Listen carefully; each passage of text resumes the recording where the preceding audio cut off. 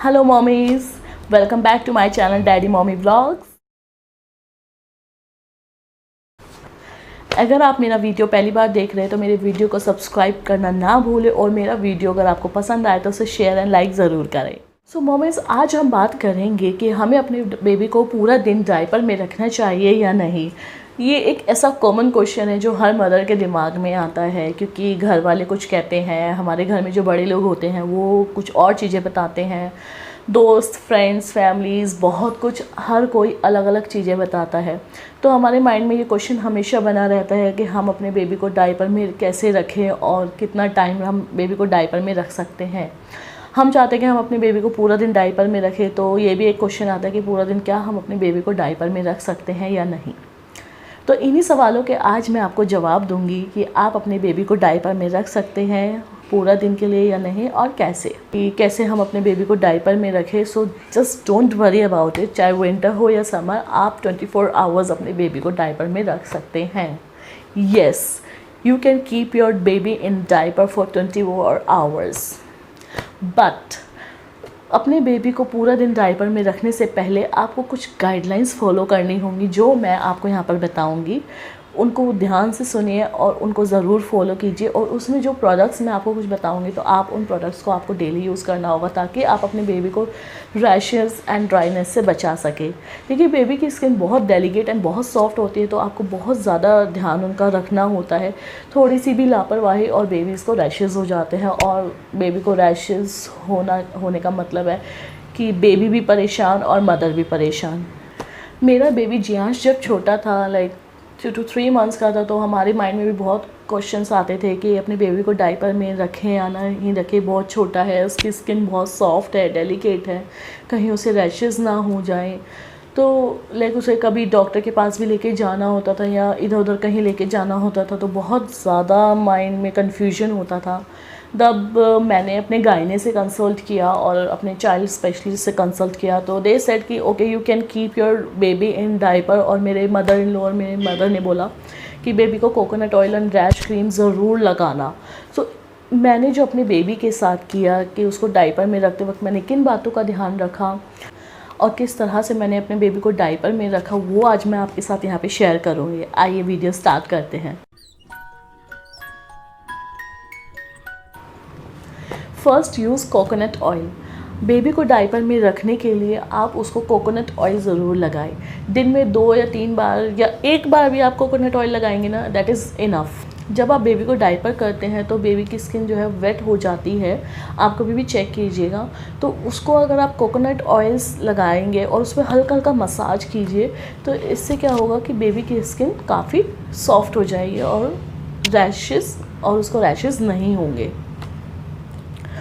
Coconut oil वैसे भी एक ऐसी बेस्ट हर्बल रेमेडी है जो आप किसी भी चीज़ के लिए यूज़ कर सकते हैं, चाहे वो स्कार्स हो, रैशेस हो, ड्राइनेस, रफनेस। आप उसे बॉडी मसाज के लिए भी यूज़ कर सकते हैं, हेयर ऑयल की तरह भी यूज़ कर सकते हैं।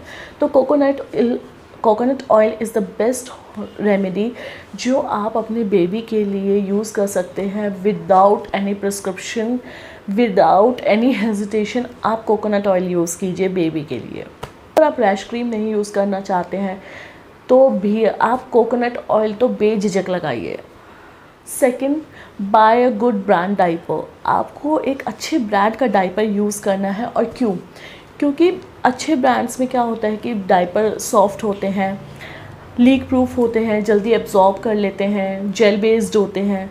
बेबी के लिए जब भी आप डायपर ख़रीदें तो इन बातों का आपको ज़रूर ध्यान रखना है कि बेबी के डायपर सॉफ्ट हो और कंफर्टेबल, बेबी उसमें परेशान ना हो। आपको चेक करते रहना है कि कहीं बेबी का डायपर लीक तो नहीं होने लगा है। मैं पैम्पर्स से पहले जो भी डायपर यूज़ करती थी वो डायपर भरने से पहले ही लीक करने लगता था। रात में मेरे को 2 से 3 बार उसका डायपर चेंज करना पड़ता था, उठ के और चेक करना पड़ता था कि कहीं उसका डायपर लीक तो नहीं हो रहा, और ऐसा होता था। तो that you have to check कि आपके बेबी को कौन सा डायपर सूट करता है, हिमालय का, पैम्पर्स का, हगीज़ का, बहुत सारे डायपर्स मार्केट में आते हैं, आप देखिए आपके बेबी को कौन सा सूट कर रहा है और आपको कौन सा कंफर्टेबल एंड सॉफ्ट लग रहा है। मैं पर्सनली बताऊं तो मैं अपने बेबी के लिए पैम्पर्स डायपर्स यूज़ करती हूँ, जो मुझे बेस्ट लगते हैं, सॉफ्ट लगते हैं, कंफर्टेबल एंड लीक प्रूफ। तो मैं अपने बेबी के लिए पैम्पर्स पैंट्स यूज़ करती हूँ। अगर आपको जो भी पसंद आए अच्छे ब्रांड का डायपर आप यूज़ कीजिए, लेकिन इन बातों का ज़रूर ध्यान रखिए कि बेबी डायपर सॉफ्ट होना चाहिए, लीक प्रूफ होना चाहिए, एब्जॉर्प्शन उसका अच्छा होना चाहिए, जेल बेस्ड हो।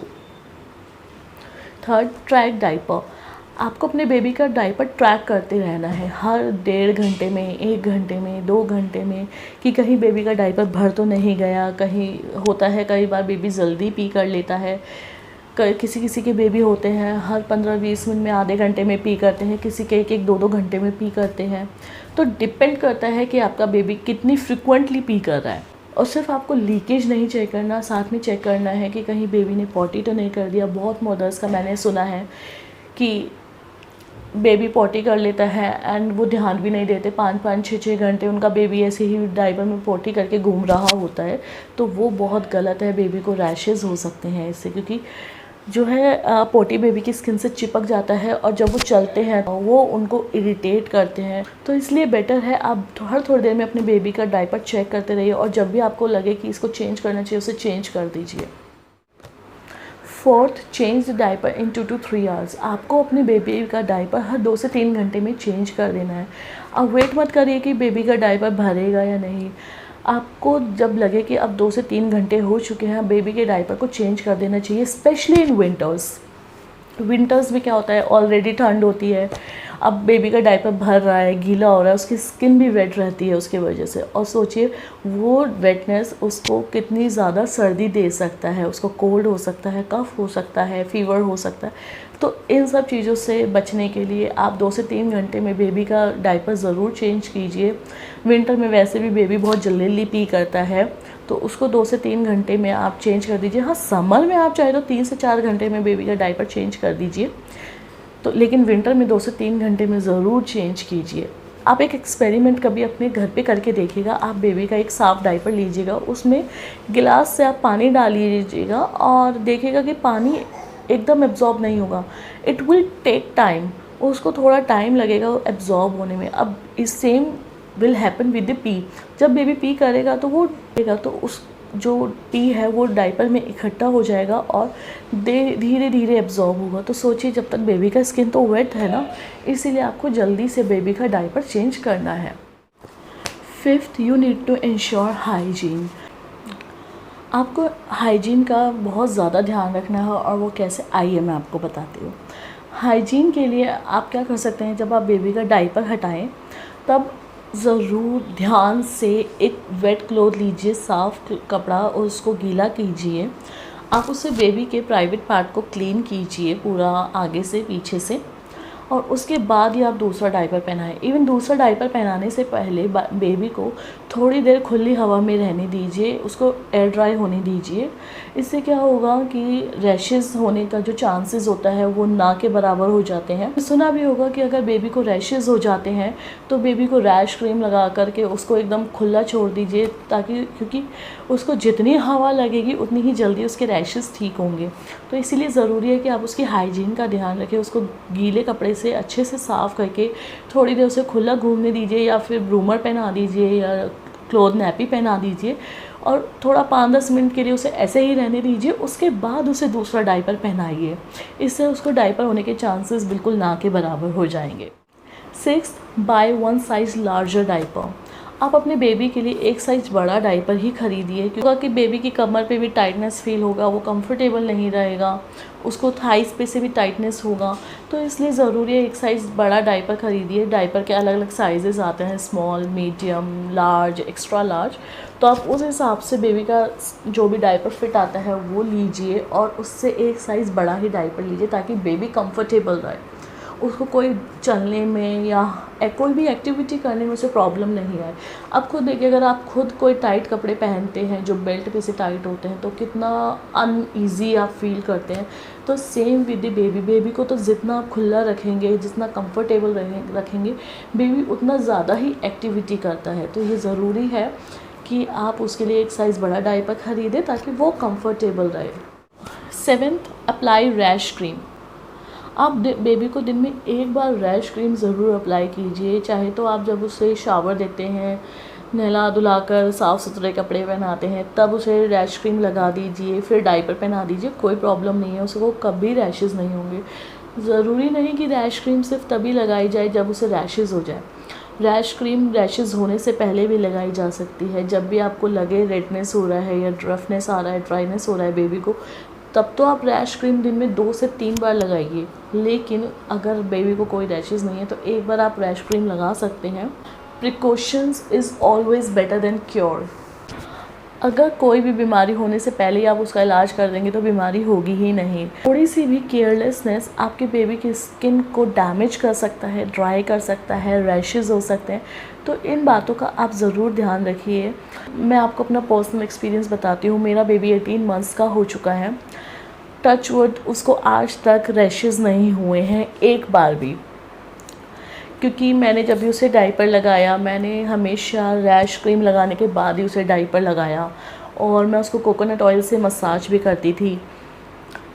और थोड़ी जब डायपर लगाने से पहले मैं थोड़ी देर उसे खुला छोड़ देती थी कि उसको, ताकि वो एयर ड्राई हो जाए, उसके बाद ही उसे दूसरा डायपर लगाती थी। और इतना ही नहीं, मैं अगर आपको बताऊं, मैंने समर में अपनी बेबी को मैं डायपर नहीं लगाती। समर्स में उसको मैं दिन में तो बिल्कुल खुला छोड़ देती हूँ, बस ब्रूमर पहनाती हूँ या क्लोथ नैपी, उसके अलावा मैं उसे कुछ नहीं पहनाती। डायपर सिर्फ नाइट में सोते टाइम लगाती हूँ, क्योंकि क्या होता है कि बेबी पी कर देता है, गीला हो जाता है, और हम कई बार गहरी नींद में सो जाते हैं, हमें पता नहीं चलता। इसीलिए मैं उसको रात में डायपर लगाती हूँ, और मोस्ट ऑफ द मॉमीज़ रात में ही डायपर्स लगाती हैं। बट ऐसा नहीं है कि आप दिन में डायपर नहीं लगा सकते।